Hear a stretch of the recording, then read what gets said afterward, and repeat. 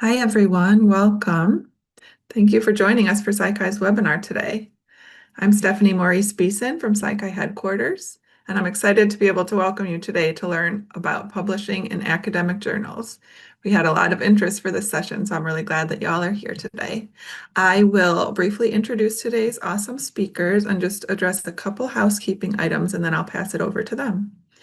As the International Psychology Honor Society, PsyChi supports our members to study and share psychology in ways that further our understanding, deepen meaningful connections with others, and lead healthier lives. In service of that mission, we're grateful to be able to host this webinar on publishing in academic journals with Shelby Jenkins and Lois Jones of the American Psychological Association. Lois Jones is Peer Review Director for the Journals Department at APA, where she oversees the peer review strategy and operations for 90 journals. Lois is focused on ensuring a transparent and ethical peer review process for authors, while providing reviewers and editors with the exceptional support they need in the constantly changing landscape of scholarly publishing. Lois has an MPS in publishing from George Washington University. Shelby Jenkins is the Director of Book and Journal Production at APA. She's also a new board member of the Book Industry Study Group, and she's a member of PsyChi's Alumni Steering Committee as well. She earned her BA from Bowie State University and her MA from Trinity Washington University. Lois and Shelby have a wonderful presentation to share with us. The recording of this webinar will also be posted on our website in case you need to leave early, or if you'd like to view it again in the future, or if you want to share it with your friends. All great options. The audience will remain muted for the presentation. If you have any questions, please enter them into Q&A, and we'll leave time at the end to address those questions. And don't forget to stay until the end, when we will be giving away 3 $10 gift cards to folks who are here at the end. And now, without further ado, I will pass the mic to Lois and Shelby. Great. Thank you. Thank you so much. And thanks for having us. So Shelby's going to get us started in just a second in talking about sort of background of publishing as an undergrad and like the interest in that. But I also want to say that, so I've been in this field for, I don't know, like 13, 14 years at this point, Shelby even longer. So we have a tendency to like take shortcuts in what we say, or there's a lot of acronyms in publishing. So if we do say something and you're like, what does that even mean? Please let us know. Please put it in the chat so we can stop and explain it, because sometimes there's just, we don't quite know what we need to explain more fully. But Shelby, go ahead, please. Thank you, Lois. And I didn't know her bio was going to be that awesome. Otherwise, I would have done a better job with mine. But thank you all for being here. We're really excited to have this kind of conversation. Personally, when I was in undergrad, we didn't have, I guess, professors that published a lot. So it was all very opaque to us, what publishing looked like, the whole process, let alone the research. So when I started at APA, it was very eye-opening in terms of what the publication process looks like and how many steps are involved. It's been amazing to be a part of this, and I am ecstatic to be able to have this moment with our members, to be able to, impart this information to you. If in fact, you just like me, we're very much confused about this whole thing. Lois put together a nice PowerPoint. We're going to kind of go through it, some of the slides. If you have questions about any of it, please put it in the Q&A. Feel free to use the chat for any clarification things or just to talk. We don't mind. We will address questions as we can, but of course, we'll try to keep as many to the end. But we want to keep this as conversational as possible, not as formal. I see right now that we did the poll and a little half and half. Well, not really, about equal groups for undergraduate, graduate, and professional. So that's pretty cool. Okay. So I think we're just going to keep as open for all groups at this point, Lois, because that's pretty much everyone's represented. Yeah, that's really great to see the breakdown between those, because we weren't sure. And same as Shelby, I was a psych undergrad, and it was a very mystifying process. So really, really good to see kind of the breakdown between everybody. Shelby, anything else before I get started? Not at all. Jump in. Okay, great. So, like we said, topic today, publishing in scholarly journals. And, um, we're going to talk about planning your submission, what the editorial process looks like, and then tips from a bunch of the different editors we've worked with. This is based on a presentation that we usually give at APA convention every year. And so we've really been able to learn like what are the types of questions people ask and try to include information in there to address that proactively. But just for some background, if you're not super familiar with us, APA publishes over 90 titles, and my role focuses primarily on the peer review process. Pretty obsessed with it, with the authors, editors, reviewers, everybody who's in there. Shelby, I saw you unmuted. Did you have something? I just wanted to clear my throat. Oh, sorry. Well, you unmuted. So we know that it can be a very stressful experience for authors, to go through that submission process. And the goal of sessions like this is to demystify the experience and help prospective authors understand it better. So peer review at its core exists to strengthen the science and filter out anything, without validity or that really isn't strong science. And this is a process where researchers are assessing the research. So it is like peer to peer. It's why it's called peer review. APA staff are not deciding what's published. We don't deal with the content itself. We facilitate the process. We keep everything organized, help everybody involved, but our editors have the full editorial control. Like that's not us. And in addition, we specifically are a governance and membership association, which means our journal policies are developed by governance members who are also psychologists. So what our journals do is actually based on what people in the field, experts in the field in all the different, niche areas or all the separate subfields, like what the people are actually doing versus, what just we as staff think should be happening. So then just the summary of the presentation to kind of say everything it's going to say is pay attention to all steps. None of the parts of the process are done just to make you jump through arbitrary hoops. It all matters. And try as hard as humanly possible to not take it personally. It's a learning experience. It's for the content itself, but it can feel very personal. And so you really have to spend a lot of time really trying to divorce yourself from that idea. And so then, to really get to the content of this slide, where do you even begin? Like, what's the beginning step? Because like Shelby said, when you're a student and you're like, what is this? And some of you are grad students or professionals, so you've already been through that part. But basically, if you're in a research group, if you're a student, get into a research group with a professor that's doing research, be working on it. But if you're the one sort of doing the project, like as the sort of main author, you want to be the one that's really planning ahead with each step. And so the first step obviously is the research itself. And our journals primarily publish articles that include quantitative or qualitative data or both.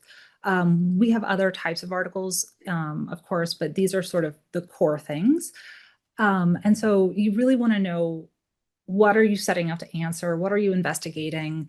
That's really important, because you can improve a paper, like you can improve the writing of the paper during the peer review process. Like that's fine. If the ideas need to be expressed differently, you can work on that. An editor can help you on that. You can talk to colleagues, but once the research is done, you can't go backwards and change it. In fact, that's very frowned upon. But you want to really make sure you know what you're doing. You have the sound methodology in there and have that determined up front. You also really need to make sure you're organized. And you really set aside the time to focus on the writing part of it, because although it can be improved, the editor is going to be reading it, the reviewers are, and you want to make sure that you're expressing the ideas as clearly as possible. And so one sort of addition that we've all been talking about the last couple of years is AI. And APA does have a generative AI policy that's basically similar to most other publishers. AI cannot be a co-author in your paper. that's just not allowed by pretty much any publisher. You can use it. A lot of people we hear from, so many authors, that using it for editing and things like that is incredibly helpful. APA specifically just asks for disclosure in, we recently updated the policy, so now it's in the section that makes the most sense, because if you used it like in the design, it might be in the methods section, things like that. We just think it's important to disclose so that the readers know what was done. It's part of it. But if you are using it, you should be double checking. There shouldn't be made up citations that were pulled for your lit review and things like that. So double check everything it tells you, because I use it sometimes to like research different things we work on, just in terms of like, oh, what can this program do? And it still will just straight up make things up, and just to like give you an answer and make you happy. So we won't cover too much more of the actual research process here, because we are focused on publication, but we always end up overlapping with discussing the research of it. Yes. It just, oh yeah, go ahead. Did you have more? Well, I just, because one thing that I realized through the JARS, or our reporting standards, is that sometimes publishers are actually asking for certain methodologies to be used, or certain, that certain things should be transparent. Your data set should be available. And if you're not aware of that while you're doing your research, you may do research that you had no intention to make public. So if you do have an idea of where you're publishing, looking at what the expectations are in terms of what they expect in your article, or what supplemental materials, what data sets they expect to see, how transparent they expect your data to be, would be great to know while you're collecting it. Yeah, that's a very good point. And to touch on, Shelby just mentioned I believe you mentioned JARS. And so that's our journal article reporting standards. APA has been working on that for, I don't know, at this point, it might be 10 years. Time really flies, and it gets distressing how fast it goes. But there are standards that help plan your research and in the writing of the paper. And so we actually have 4 different sets now. So there's quantitative, qualitative, mixed methods, and then recently another set came out for reporting on race, ethnicity, and culture. And so these are very helpful standards that basically say, in some cases, it's like, what should you be including in your title? What exactly is in your method section? It's just like bulleted lists. I think we have articles that have come out that really go through it, but then we have really handy, just like PDFs that have it very nicely designed. And it's just like here, very useful to become familiar, even if you are at the point where you're just reading the research, to see like what's expected in each section. So very handy. Some of our journals also adhere to specific open science requirements or standards for transparency and openness. And so that's also, as Shelby was saying, very important to know prior to doing the research, if you need to be doing something like that for a specific journal. And then the last bullet on this was just, make sure, again, review the goals of the journal. And so similar to before, plan ahead, because you want to have all of this in place. You want to make sure, obviously, we're APA, we care about APA style. It doesn't have to be like 100% perfect, but just like try. Do you have oh yeah, you have the style guide behind you. And so another thing that I think some people don't fully think about is that you want to decide authorship up front. So it's really important when you submit. Our journals at least ask that you submit information about all your co-authors. We ask for contribution statements. So basically like what author did what, because it's very important that only people are on the paper who have contributed, like an appropriate amount. And it could be, data collection, it could be drafting. They don't have to have touched every single part of the process. Sometimes that's a misconception that like, oh, you weren't fully involved in writing every bit of the paper. You could have been part of a different aspect of the process. And so we have different guidelines on our site. I can't remember if it's one of the links at the end, but Most publishers will have that, and that is important to plan ahead so that there's not any, author conflict, and that you're not, confused at the, at the beginning of your submission process, or even at worst at the end if there's some sort of conflict on who should be included. So you want to make sure that part is also organized. And so, now fully outside of the research part, the research is done. Hooray. You have spent possibly years on it. You have gone through the administrative work of getting IRB approval and maybe advisor approval, getting funding, doing the actual research, which for a lot of people is the part that they really love. And that's why you're in the field. And so now, you've done the research, you've written it, you're going to be submitting. So if you haven't done so before now, if you weren't sure where you were planning to submit, look around, review all the criteria, all the instructions. Journals receive a lot of submissions, in some cases, hundreds of submissions a year that are actually outside the scope of the journal. In some cases, it's very clear the author is submitting just based on the journal title. Like, okay, this title looks like it says, clinical. Okay, I'm going to submit to this. Or it says school, so I'm going to submit to this. Each journal will have a scope statement, and it will list, the types of things that are published. In some cases, it's like a paragraph, but I've seen more expand to like multiple paragraphs and multiple bulleted lists. Many will mention if they are especially interested in like qualitative data or like replication studies or things like that. So journals try to be clear. A lot of times there's so much information on all the different websites that then it does become kind of dense to go through it, but it is really important. It helps you up front to review all of that. Like we promise it's worth your time.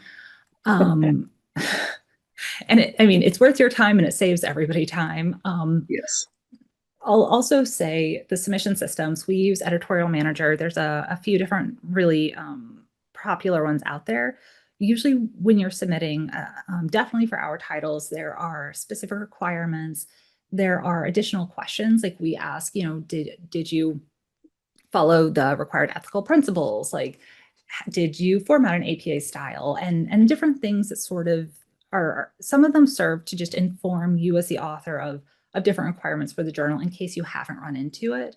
Other things are just aspects that we need for the review process. So you can, at any point, you can actually make an account for any journal. Even if you're not planning to submit, feel free, go to any of our journals, make an account, like set up a little like test submission until you do the thing where it's like you build a PDF at the end of it and you click like the final submission button. You can go through and see exactly what the process looks like. And honestly, I would encourage it because it really helps kind of see each step of like what it looks like to build the submission. And there are things that end up being in that submission process that aren't on the website, which is something we're trying to fix to make it shorts all together. But I think that that's a good thing to kind of walk through and get that exposure. I also note that on the website, at least ours, there we try to have the editor's editorial like when they first started. So they can outline exactly what they want, in terms of submissions in their editorial. And so if you're thinking about this journal and there's an editorial there for you to read the editorial. And that can really help, provide some type of information for you whether or not this will be a good fit for the journal. Because sometimes, and it's very worth noting, is that, we have editors transition off a journal and a new editor transition onto the journal. And sometimes new editors want to change the scope. They want to change, the impact of that journal by, spending more time on another particular type of science that they may not have in the past. And so you may have been looking at you might have been reading this journal for, months, and you're like, okay, this is perfect. But then a new editor started and they changed the scope. So it's always worth going to that journal's website, seeing if there is an editorial available. And on APA's website, we have sample articles that are freely available for you to look at too, so you can see some of the content that has been published with that journal. That is a great point. Editors really try to communicate out to everybody like what the expectations are, and the editorials are a great method for that. Great point. And so also just consider co-authors. You probably already have some from your research group. We've heard editors say that if you have a part that maybe you aren't as expert in, or that you want to kind of connect to somebody else's research, think about who else you can work with, because that'll end up strengthening your research, especially if somebody is going to end up connecting something that a reviewer is going to end up pointing out, or that might end up being like a major flaw. Like, really think about that. It's a great way of collaborating.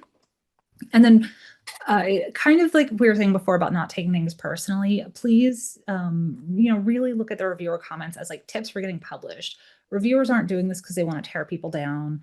The idea is that they're also authors or even editors in the field. So they're going to get reviews from somebody else. And there are, bad reviews that are out there. There are reviewers that have been mean. We really try to not let those reviews actually go to authors. It is not the majority, but, it's something that even when the comments are valid, like, take it in that spirit of like, these are tips. This is to help you be a better researcher, clarify something in your paper. So it's there to help you. And the final point is, one of the editors always likes to say, it's like the lottery. You can't win if you don't play.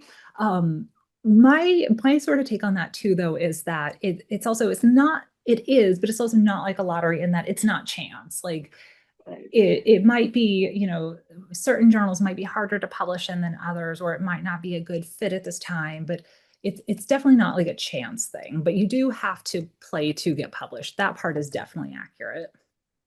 Yeah. And go ahead. Oh no, it's just one of the tips about taking in that feedback. I will admit, when you spend years on research and then months on a paper, you don't realize how much it matters to you until you get peer review notes. So, and then it takes real effort to not immediately become defensive when people give you notes. But I promise it is definitely meant to make your paper better. So, just wanted to. Oh yeah, it's so easy to say it from like our spot. Like, don't take it personally. So like, we are not trying to be glib. Like, it's something we take very seriously about making sure like it's productive stuff going back to authors, but it's hard. It has to be so hard. And so this fun chart is basically it is the peer review process. And I'll talk about, some of the different steps more fully in future slides, but this is sort of the fun adventure that your paper goes through that you don't always see. And so it's all the steps we've already talked about: the preparation, the research, preparation, finding a journal. And so once you've submitted it, you have sent it off into the ether. It comes to us. It first comes to my team. There's an initial check. We call it technical check. Some publishers call it quality check. And it's basically, did you submit all elements you were supposed to? Instead of the manuscript, is it actually a picture of your dog? Does the cover letter still have track changes on it that are things you don't necessarily want the editor to see? Is it at all like an APA style? We're pretty loose about that in general for initial submissions. It has to be readable. We definitely want certain things in there. It needs to be masked, so that if it's a masked journal, because some of our journals, the author identities are seen by reviewers, some aren't. It's listed in the publication, like the submission instructions, which is which. But basically, like a review to see what's there. If something's missing, my team sends it back to you. But otherwise, we send it on to the editor. And so this isn't a content assessment at all. This is just like, are all the things there? And once it goes to the editor, they make the decision whether or not it is rejected right away, or if it goes on to actually be in peer review. And so I talk about the desk rejection step a little bit later on. So I will leave that for now. But if it gets past the desk rejection step, it is sent to 2 to 3 reviewers. We try for usually 3, but sometimes if an editor is like, okay, I really have like a lot of information about this, or the 2 reviews are, really thorough, they might just do it with the 2. And the peer reviewers provide their professional assessment of the research, specifically again about like the validity of it. Are there issues with the methodology? Is is a large portion of maybe something that's relevant in the field missing, because a journal editor, depending on the size of the journal, they could get hundreds of submissions in a year, they could get thousands, and they're not going to be an absolute expert in every single bit of the field. So it's really important to have this input from other professionals. And so once those reviews are in, the editor will read the reviews, read the paper, write up their decision letter, sort of based on all of these comments and their assessment, and decide if the manuscript should go out for revision or if it's going to just be rejected at that part. You'll notice I didn't say, oh, they'll see if it should be accepted. Very, very few manuscripts will be accepted on submission, to the point that it is nearly impossible. I've seen it. It's not common at all. So if you're submitting, absolutely 100% expect a revision letter, because even top tier research will have revision requests, and some will be very simple in terms of, oh, you didn't make this part more clear, explain this more fully. Here are some citations that are updated based on the ones you have, or can you add more disclosures about the participants you have? So sometimes it will be minor like that. But I don't want to say nothing, but like it's so close to nothing. I want to say nothing is accepted on submission. So don't feel bad about that at all. And that's one of those things that's so ingrained in us as publishing professionals, and then editors, and especially like people who are later in their careers, that this is just part of it. But sometimes when I talk to students or early career people, they feel bad that they got a revision, but that's actually a great sign. That's actually like the editor thinks that your paper has potential. Correct. Yeah, it's a part of the process.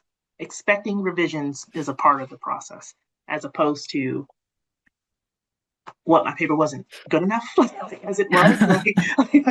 Like, what do you mean? So you are expecting feedback. It's a little easier to take versus, oh, my paper was written beautifully. My everyone said so. So it should just be accepted as is. That typically doesn't happen, and it's just a part of the publication process. And I think that's with any publisher, not just APA. Agreed. And I think that, a lot of researchers, we know you get a lot of feedback from advisors and instructors and everything, but it is just sometimes it feels like a different domain for people. So it's just a little different. But then if you are accepted, then it goes on to Shelby's team and gets, copy edited and formatted and put into, like, published online and then put into a journal, and everybody's But we ask very you for more excited. things on our side too, so prepare yourself. Say that again, sorry. We ask for more things on our side. Oh. Yourself. There's a whole process everywhere. Yes, publishing is a process. It's not. I mean, the work of the research is so much of a process that you would just expect that the writing of the paper and getting it, accepted isn't in itself a process, but it is. So prepare yourself mentally for a gauntlet of a process for publication. Well, now you make that sound terrifying. It's just a lot of steps.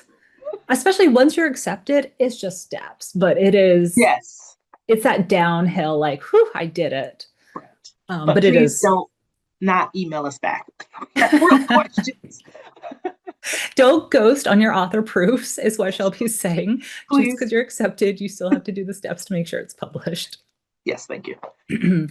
And so just quickly about, again, selecting your journal. Be mindful about it. Go through the selection process so that you aren't desk rejected based on the fit for the journal. And one of the other things you should be aware of is that there are predatory publishers. Sometimes we talk to our own editors, and they are actually shocked at how many scams and fraud situations there are going after publishers and authors, because there's so much. It's like a whole special subset of industry fraud.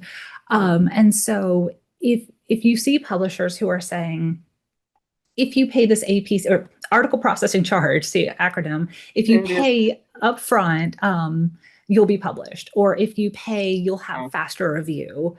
There's a lot of increase in that. So be very careful. we work with our legal team to try to pull down any like fake sites, because also some of these scammers will put up fake sites and say they're APA and say that they represent a journal. And so APA doesn't charge publication submission fees.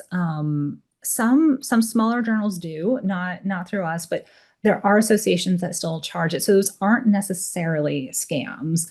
But if somebody is asking you for money, just triple check it, make sure the website you're looking at is specifically the one that you think it is. Contact them directly. It's kind of like banking stuff, like call the number on your card, like find a direct line before you give anybody money, just in your life in general, but in this as well.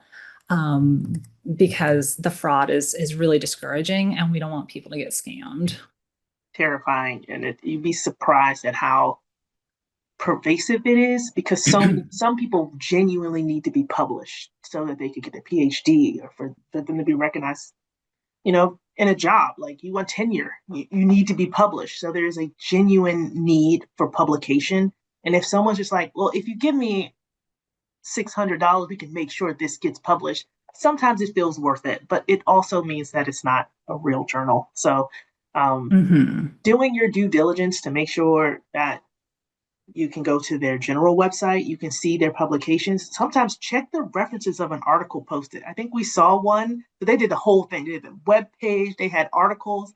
And if you looked at the references, it was like celebrities. It was like inciting research that didn't exist. So it's unfortunate that you have to do this, but it saves you a lot of pain, I think, telling the Yeah, it's unfortunate. It is unfortunate. We really don't like it on behalf of authors. We do that. So this is an example of one of our journals. So this is just kind of a quick example of what like part of the scope statement looks like.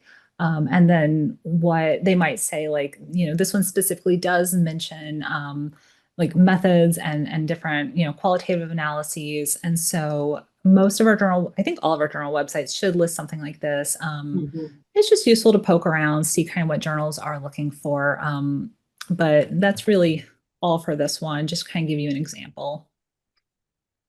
And we have some useful tips from our editors. Whoops, let's go back.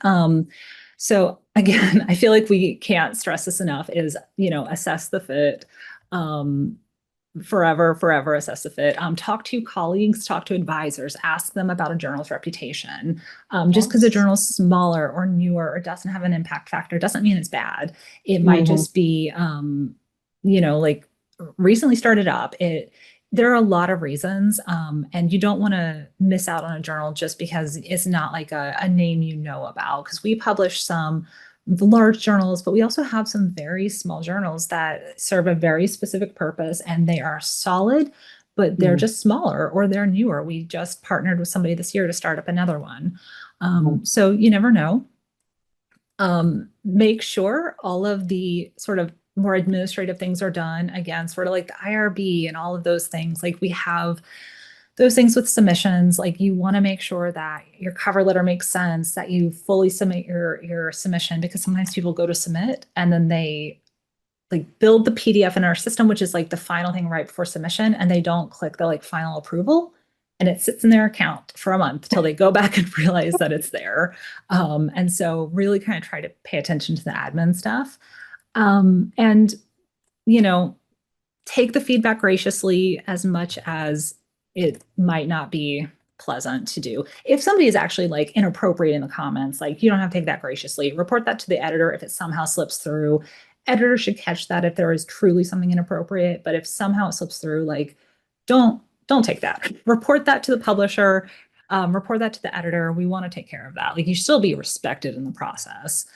And then ask for feedback if any part of it isn't clear.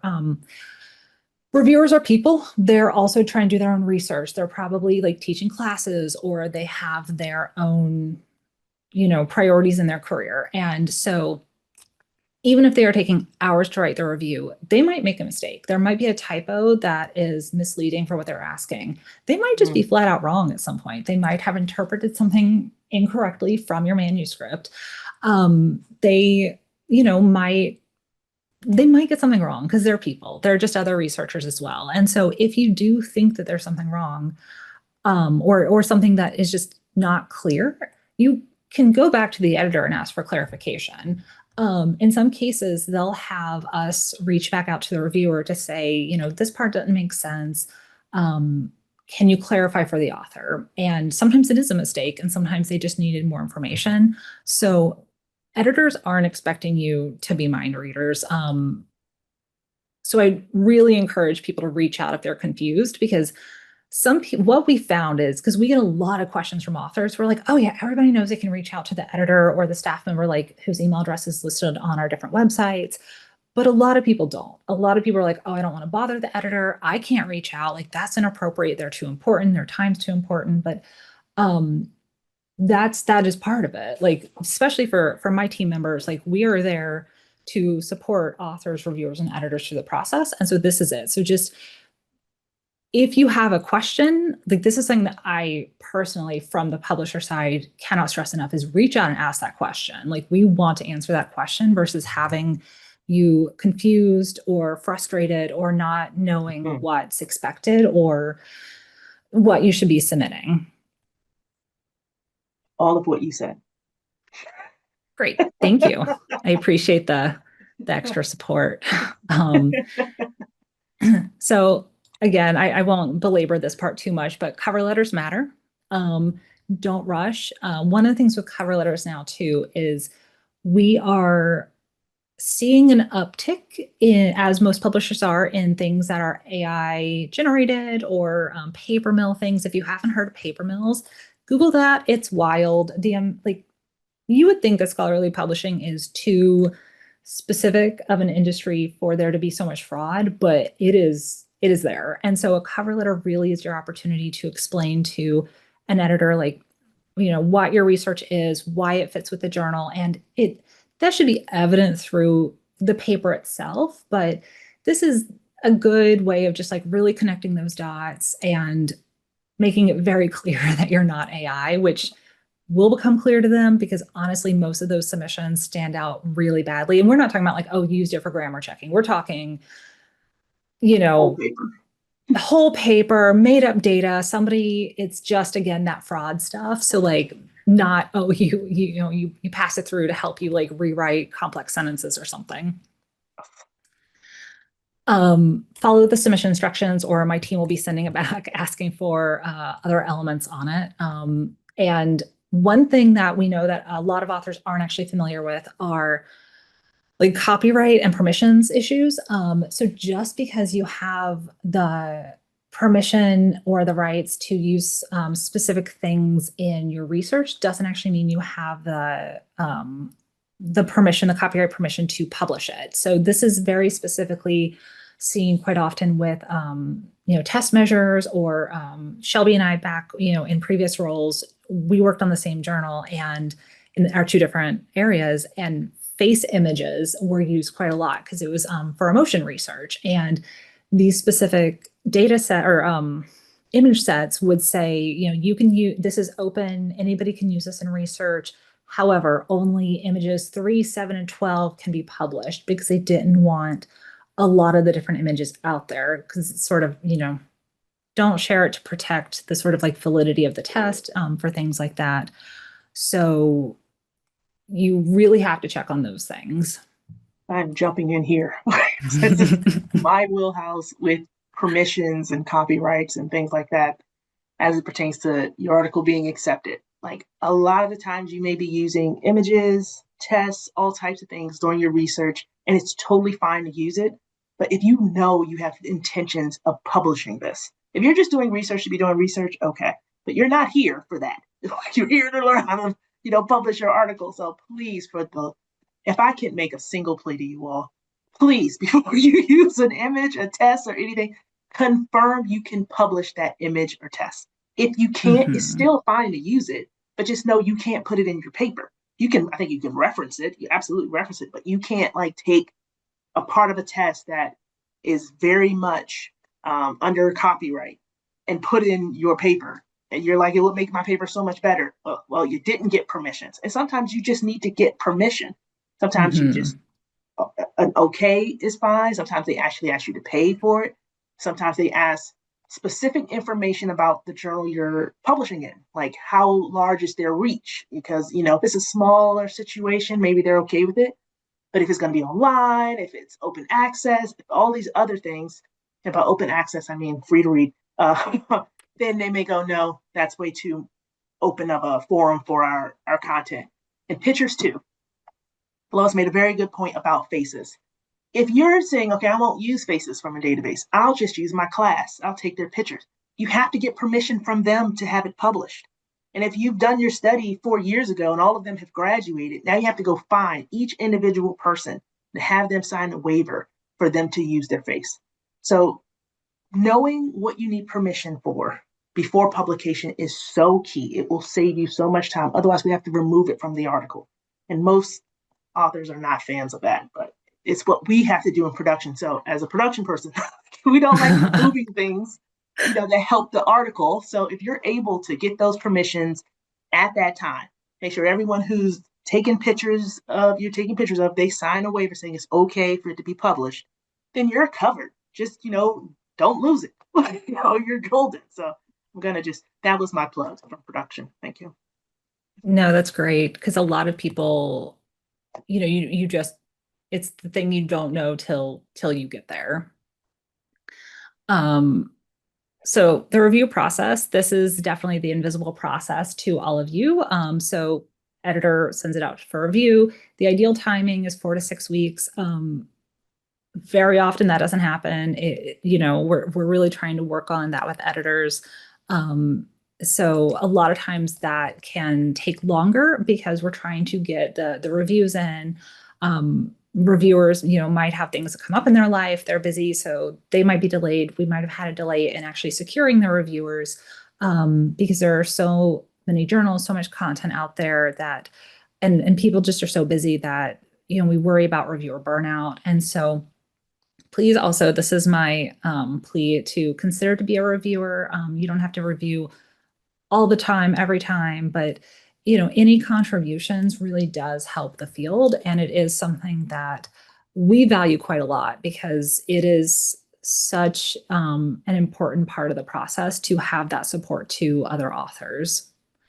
And then, of course, like I was saying before, drafting decision letter, sending it out, and making sure that that goes to the author in hopefully a timely manner.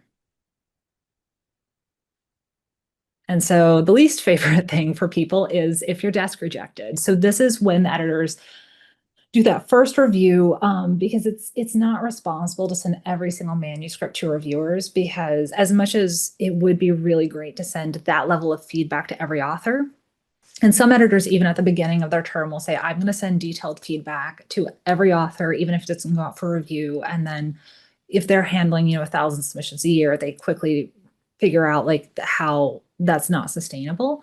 And so it's actually good, though, if you're not going to be a good fit for the journal, to know that so immediately, because if it's not going to work out that way, you can immediately go to the next journal on your list and not have wasted a lot of time waiting for it. Because what we don't want is when an editor gets a submission and then it takes a long time to send the desk rejection. That is not ideal. And we really try to avoid that. But so something might be desk rejected because it's not a good fit for the journal. It's outside the scope, like we were talking about, or it's just not up to the level that the journal is looking for, because it is, it's just, if an editor gets, all these submissions and some of the rejection rates can be up to 95%, that means they're only accepting 5% of all of their submissions. So, that's everybody in their career is going to be desk rejected at some point or rejected at some point. That doesn't mean the research isn't worthwhile. That doesn't mean the research isn't good. It just means that that journal might be very competitive. So just keep going. It's not very, very likely it could be published in another journal. We actually track, and a lot of publishers track, when it's rejected, where does it go for publication elsewhere? It's really interesting to see the other places that do end up publishing the research. So yeah, just again, don't get discouraged. It's go hang out with friends, vent, but then, kind of get back to it. Don't give up at that point. But if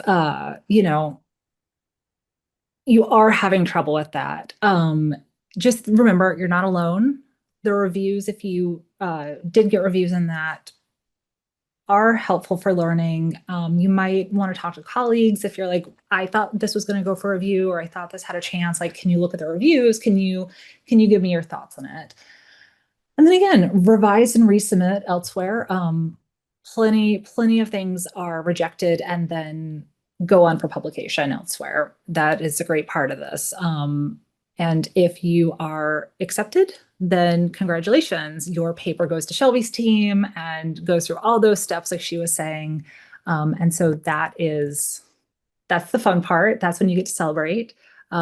So celebrate. And then if you're not, the things we just talked about.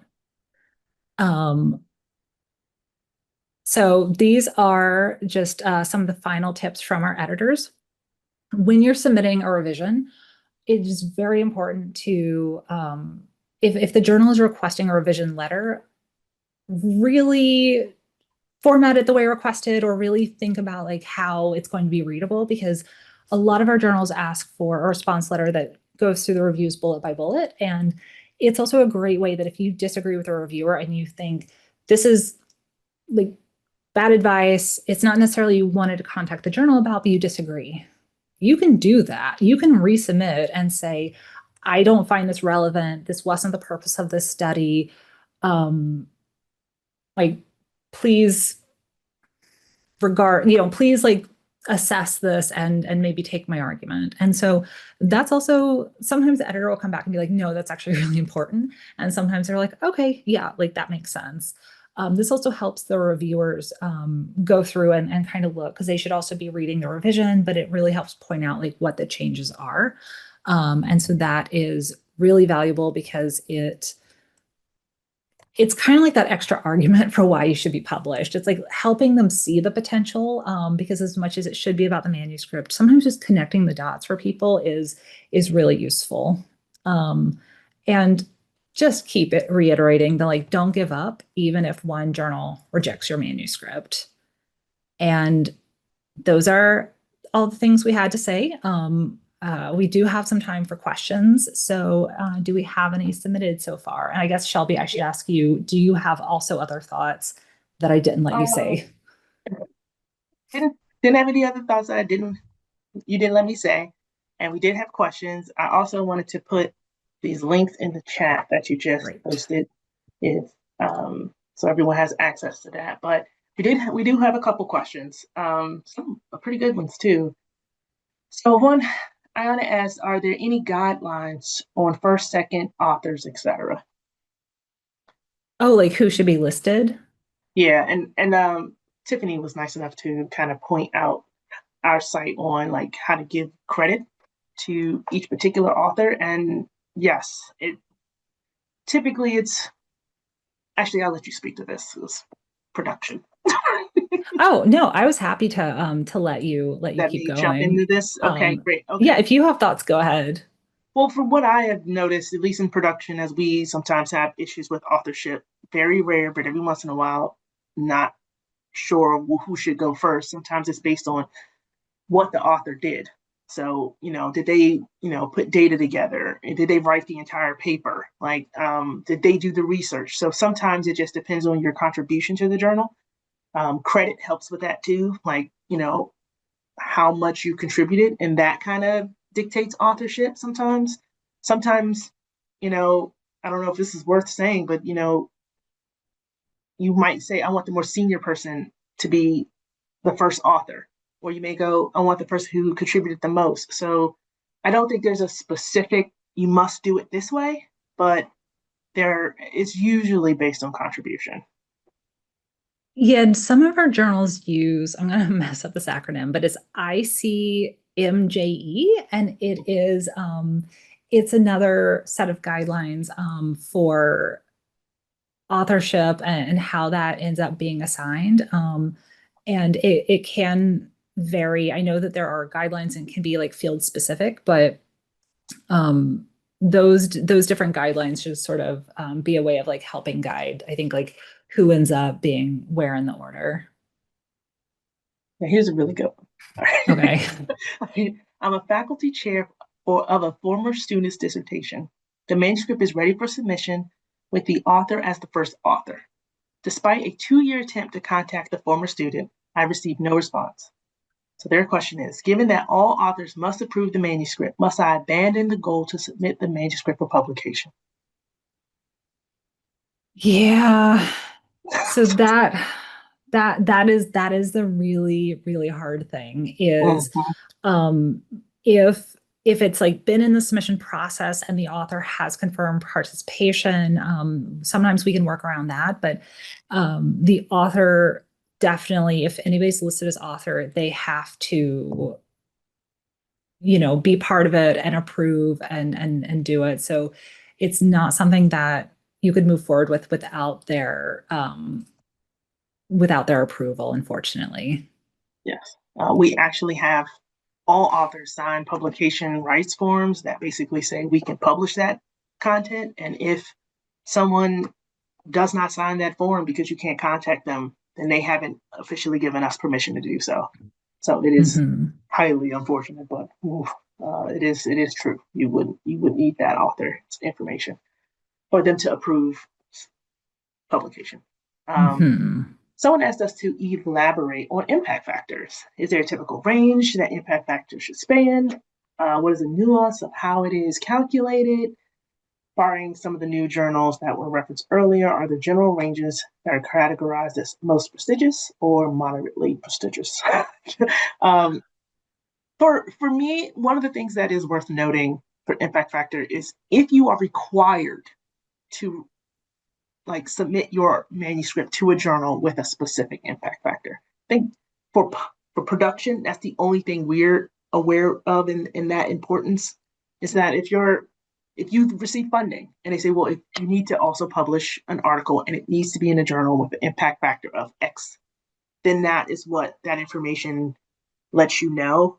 But if you're just generally going, okay, I want to pick a journal that has a great impact factor, then that's a different conversation. And Lois, you could correct me if I'm wrong, but I think it's calculated based on the citations of the journal. So the journal publishes content, all of those articles, Mhm. how often they are referenced is what calculates into their impact factor. And I think it's based on the year of how much content is produced. So imagine if you do have a smaller publication, they're not publishing nearly as much as a monthly publication that's publishing, literally hundreds of articles a year. So you do wait, I think they might account for that. Do they account for that in range in the impact factor? What, what do you How mean? how much content goes out versus how Yeah, much so is submitted? it's a calculation that does compare it. So if somebody publishes more, they won't just win the impact factor game by having more stuff out there. Okay. Is that kind of what you were saying?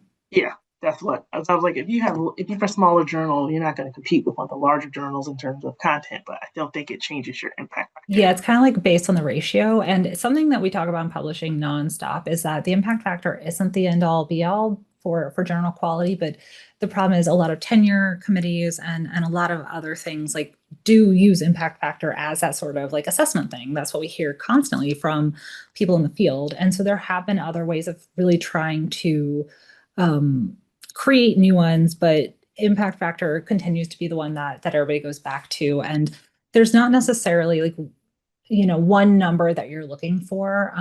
So it's hard to say on that because it really can depend on the field and even like within the subfield. So it is kind of a stamp of usually like this is a valid journal. It's not predatory. It is some form of like quality assessment, but it's not the end all be all. And I think given time, be Yeah. one last question. There was someone who asked about a link, but I didn't see it. Oh, the ICMMJE. If you could drop the link to that, I guess Yeah. that'd be I can do awesome. that while I do the last question. we're doing the raffle. Okay. The last question was, how ambitious is it to publish undergraduate research? Is it common and possible? And Stephanie was nice enough to post the Sci journal stuff, and it really depends on the journal.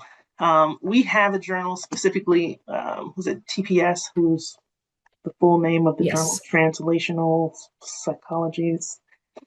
Cannot remember the full name of it, but it is meant for graduate students or students. And there's an expectation of that, but some of the more senior journals may have an expectation of, you already having your degree, your Hmm. PhD, all of those things. That it's actually really good to look at the content for that. Like our website, PsychNet, where we post all of our articles, you could at least see authorship and see like if in fact we're publishing content from anyone who doesn't hold a degree. And that would be helpful in that regard in terms of, okay, how often is undergraduate work being published by this particular journal? But Lois, what you have. Oh, good. You're going to post the link. Yeah, I posted the link. That's why I stopped sharing so I could see it. So I know that we have taken up almost all the time. Thank you for all your questions and participation, but I want to leave the time for the raffle. Indeed. Thank you so much, Lois and Shelby. That was amazing. Wonderful presentation. Tons of extremely helpful information. I really, really appreciate you both for so generously sharing your time and expertise with us today. And to the folks in the room, I'd like to say this was Shelby's idea. She was like, hey, why don't we do this webinar? So if you ever have an idea for something that you'd like to see Sci-Chi headquarters do, just ask. I will answer your email. That I can tell you. Beyond that, who knows? But I will answer your email. So to all of our attendees, on behalf of Sci-Chi, thank you so much for joining us today. I hope this has been beneficial to you. I have chosen the raffle winners' names, so I'll read them off here, and then I will email you separately to get your gift card. And that the winners are Nala El Haradi, Kylie Sambursky, and Daisy Ona Howlett. So congratulations to you three, and I will get you your gift card soon. Remember that the recording of this webinar will be posted on our website soon if you'd like to view it again in the future or share it with your friends. So you can visit psychi.org to find that recording and also to find information about Psychi's Journal of Psychological Research, which does publish a lot of undergraduate, graduate, and faculty research. And of course, visit APA's journals website, and APA has tons of information for you on their website too. I sometimes think Sci-Chi's website has like so much information as to be overwhelming, and APA's does too, but it's all good stuff and it's out there for you. So visit both of those websites. And with that, I will close us out and just say thank you everyone for joining. Thanks again, Lois and Shelby, and hope everybody has a wonderful day. Awesome. Thank you. Yes, thank you.